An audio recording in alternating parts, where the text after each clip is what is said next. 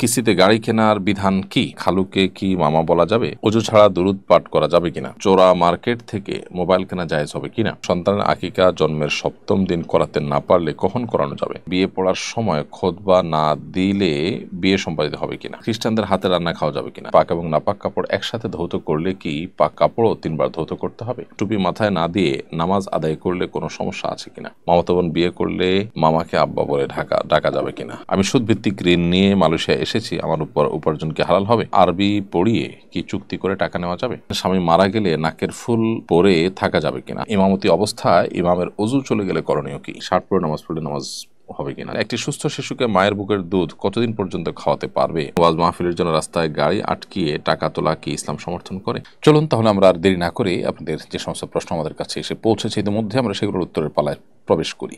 MD Naim Hossain আপনি লিখেছেন, খালুকে কি মামা বলা যাবে? আমার চাচাতো ভাই তার খালুকে মামা ডাকে। জি, এটা করা যাবে, কোনো অসুবিধা নেই। সজীব ইসলাম জয় লিখেছেন, অজু ছাড়া দুরূদ পাঠ করা যাবে কিনা? হ্যাঁ, অজু ছাড়া দুরূদ পাঠ করতে পারবেন। দুরূদ পাঠের জন্য অজু থাকা শর্ত নয়, তবে হ্যাঁ, পবিত্র অবস্থায় থাকতে পারলে সেটা অবশ্যই ভালো সবসময়। মুজিবুল্লাহ আপনি লিখেছেন, চোরা মার্কেট থেকে মোবাইল কেনা জায়েজ হবে কিনা? না, চোরা মার্কেট থেকে মোবাইল কেনা জায়েজ হবে না, কারণ চোরা মার্কেট থেকে মোবাইল কেনা মানে হলো চোরদের চুরির কাজে সহযোগিতা করা। আপনি জানেন এই জিনিসটা আরেকজনের থেকে সে ছিনতাই করে কিংবা চুরি করে এনেছে, আপনি সেই জিনিসটা কেনা মানে হলো ওই চোরকে এক ধরনের প্রত্যক্ষ মদদ করা, যেটি গুনাহের কারণ হবে। এমডি খাদিমুল ইসলাম লিখেছেন, সন্তানের আকিকা জন্মের ৭ম দিন করাতে না পারলে কখন করানো যাবে? সন্তানের আকিকা যদি জন্মের ৭ম দিন করতে না পারেন তাহলে ১৪তম কিংবা ২১তম দিনে করতে পারেন, সেটিও কিন্তু সুন্নাহ, সেটিও হাদিস দ্বারা সাব্যস্ত আছে। যদি কোনো কারণে সেটাও করতে না পারেন তাহলে তারপরে করলেও আদায় হয়ে যাবে, কিন্তু সুন্নাহ ডেটগুলোতে করলে আপনি বিশেষভাবে বেনিফিটেড হবেন এবং সওয়াব এর ভাগিদার হবেন। রেডিয়েন্ট রেভুলেশন এই আইডি থেকে আপনি লিখেছেন, বিয়ে পড়ার সময় খুতবা না দিলে বিয়ে সম্পাদিত হবে কিনা? বিয়ে সম্পাদিত হয়ে যাবে। খুতবা দেওয়াটা বিয়ের জন্য ফরজ নয়, সুন্নাহ। খুতবা ছাড়া যদি বিয়ে হয়ে যায়, অর্থাৎ উভয় পক্ষের প্রস্তাব এবং সম্মতি থাকে, দুজন সাক্ষী থাকে, মহার্ধার্য হলো বিয়ে কিন্তু হয়ে যাবে।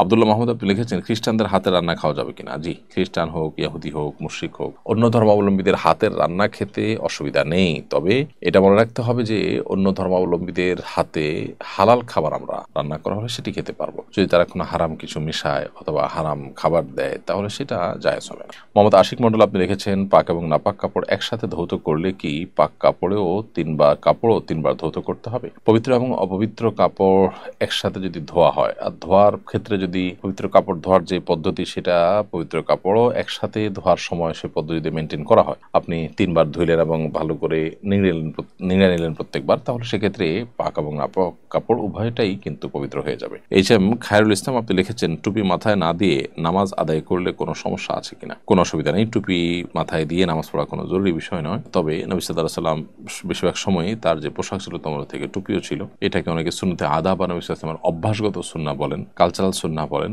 এটি শরিয়া নির্দেশিত সুন্নাহ নয় বলেন, সেটাও যদি হয় তারপর নবী সাল্লাল্লাহু আলাইহি ওয়াসাল্লামের অনুসরণে কেউ যদি পড়েন সেটি সওয়াবের ভাগীদার তিনি হবেন ইনশাআল্লাহ তাআলা। জিহাদুল ইসলাম জিহাদ আপনি লিখেছেন, মামাতো বোন বিয়ে করলে মামাকে আব্বা বলে ডাকা যাবে কিনা? ডাকতে পারেন, কারণ এই আব্বার তো আসলে প্রকৃত অর্থে আব্বা ডাকা নয়, এটা তো রূপক অর্থে। শ্বশুরের যে আব্বা ডাকা হয় সাধারণত সেটা নিজের জন্মদাতা বাবাকে যে অর্থে মানুষ বাবা ডাকেন সে অর্থে বাবা ডাকা নয়, যার কারণে এখানে তাকে অর্থাৎ শ্বশুরকে বাবা ডাকলে না জায়েজ কিংবা গুনাহ হবে না। কোরআনে যে নিজের বাবা ছাড়া অন্য কাউকে বাবা ডাকতে বা কারোর সাথে সম্বন্ধ করতে নিষেধ করা হয়েছে এটা তার আওতায় পড়বে না।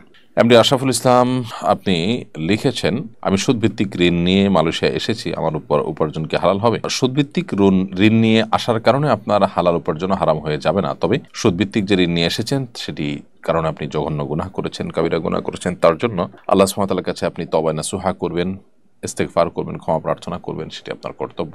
মোহাম্মদ আশরাফ চৌধুরী লিখেছেন, আরবি পড়িয়ে কি চুক্তি করে টাকা নেওয়া যাবে? আরবি পড়িয়ে চুক্তি করে টাকা তো নিতে পারবেন, যে কোনো বিষয়ে জ্ঞান দান করে, কাউকে শিক্ষা দান করে তার বিনিময় গ্রহণ করা জায়েজ আছে, এমনকি দ্বীনি শিক্ষা দিয়েও আপনার বিনিময় গ্রহণ করা জায়েজ আছে, কারণ এই বিষয়গুলো এরকম যেগুলোর জন্য ডেডিকেট মানুষ না থাকলে এই বিষয়গুলো হারিয়ে যেতে পারে, সেজন্য যাতে করে এটাকে কেউ পেশা হিসাবে নিয়ে তার চলার জন্য তিনি এখান থেকে পারিশ্রমিক গ্রহণ করে চলতে পারেন, সেজন্য এটিকে সারা বিশ্বের সমস্ত উলামা ইকরাম জায়েজ বলেছেন। সো আরবি পড়িয়ে যদি চুক্তি করে টাকা নেওয়া হয় সেটি জায়েজ আছে। এমডি জুয়েল রাজ আপনি লিখেছেন, স্বামী মারা গেলে নাকের ফুল পরে থাকা যাবে কিনা? হ্যাঁ, অবশ্যই থাকতে পারবেন। স্বামী মারা গেলে নাকের ফুল থাকাটা সমস্যা নয়, বরং নাকের ফুল খুলে ফেললে, নাকের ফুল বা নর্মাল যে কানের দুল আছে এগুলো যদি খালি থাকে তাহলে অনেক সময় সেই ছিদ্র মধ্যে পানি পৌঁছানো কঠিন হয়, আর সাধারণ অবস্থাতে এগুলো থাকলে একটু নাড়াচাড়া দেওয়া যায়, অর্থাৎ হালকা যেগুলো না হলে ওই ছিদ্রে ফরজ গোসলের পানি ইত্যাদি পৌঁছানো সম্ভব হয় না বা ওযুর পানি পৌঁছানো সম্ভব হয় না, সেটার প্রয়োজনে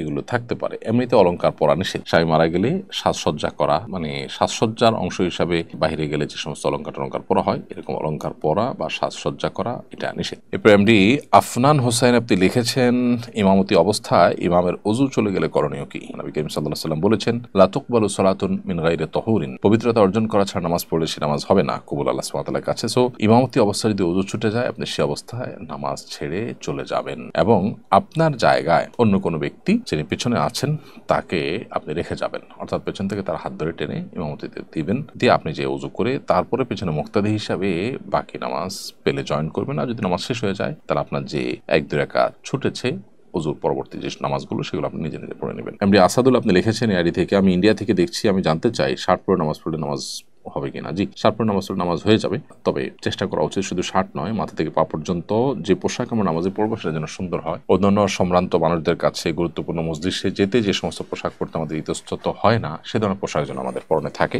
কারণ আল্লাহ রাব্বুল আলামিন কোরআনে কারিমে বলেছেন, হে আদম সন্তান, তোমরা প্রত্যেক সালাতের সময় সুন্দর পোশাক পরিধান করো। অতএব আমাদের পোশাক যেন সুন্দর থাকে সেই জিনিসটা আমরা চেষ্টা করব। আয়েশা সিদ্দিকা লিখেছেন, একটি সুস্থ শিশুকে মায়ের বুকের দুধ কতদিন পর্যন্ত খাওয়াতে পারবে? অনেকে 2 বছরের পরেও খাওয়ায়, কোরআন হাদিসের আলোকে বলবেন।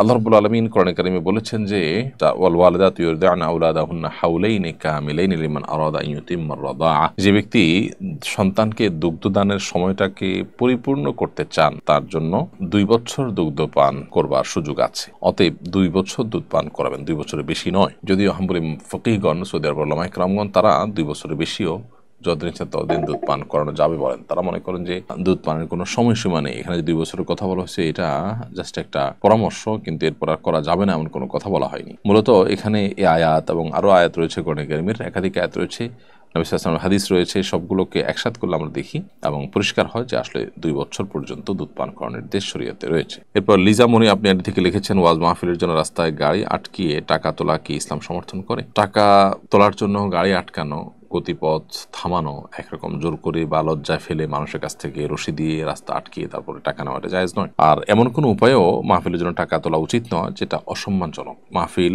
এটা এমন কোনো বিষয় নয় আজকের বাস্তবতায় যেটা না হলে দিন অনেক বেশি ক্ষতিগ্রস্ত হয়ে যাবে, পার্টিকুলার মাহফিল না হলে। তো সেটার জন্য আপনি এমন কোনো অবলম্বন করলেন যাতে দিনদার মানুষরা অপমানিত হয়, তাহলে সেক্ষেত্রে ভালো কাজ করতে গিয়ে আপনি আরো খারাপ কাজ করলেন, এটা আমাদের করা উচিত নয়। এমনি সেলিম রাজা লিখেছেন, কিস্তিতে গাড়ি কেনার বিধান কি? কিস্তিতে গাড়ি কেনা জায়েজ আছে এবং কিস্তিতে কেনাবেচার কারণে যদি দাম কিছুটা বেশি ধরা হয় সাধারণ দামের চাইতে, সেটাও না জায়েজ নয়। সাহাবায়ে কেরাম নবী করিম সাল্লাল্লাহু আলাইহি ওয়াসাল্লামের সময় কেনার পর তার মূল্য বিভিন্ন সময় ভেঙে ভেঙে পরিশোধ করেছেন, এরকম বিভিন্ন বর্ণনা পাওয়া যায়। সেক্ষেত্রে নবী সাল্লাল্লাহু আলাইহি ওয়াসাল্লাম তাদেরকে দামের ক্ষেত্রে কোনো হেরফের না করা ইত্যাদি জাতীয় কোনো গাইডলাইন আলাদা করে দেননি বা নির্দেশনা দেননি। এই জন্য কিস্তিতে কেনাবেচা যেমন জায়েজ আছে, ঠিক তেমনি ভাবে কিস্তিতে কেনাবেচার কারণে টাকার কম বেশি হলে সেটাও কিন্তু না জায়েজ নয়।